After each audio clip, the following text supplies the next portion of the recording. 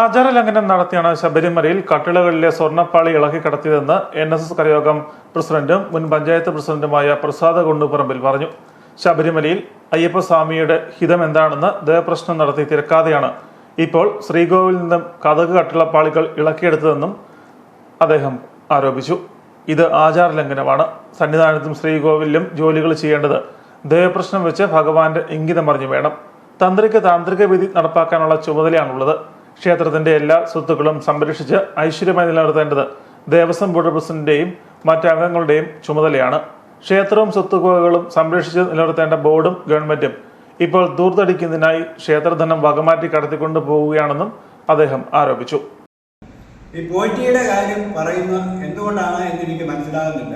അവിടെ എന്തിനാണ് ഒരു ദല്ലാൾ എന്തിനാണ്? അവിടെ ദല്ലാളിന്റെ ആവശ്യമില്ല.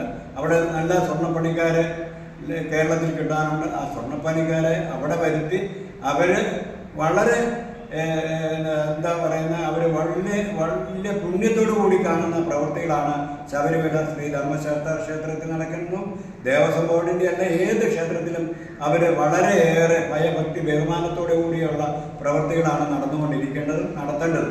അതിനു പകരം ഇത് ആരോടും ചോദിക്കാതെ ചുമന്ന് കെട്ടി കൊണ്ടുപോവുക. ഇതെന്തൊരു ഈ രാജ്യം എന്ന് പറയുന്ന ഒരു നിയമത്തിന് വിധേയമല്ലേ എന്ന് നമുക്ക്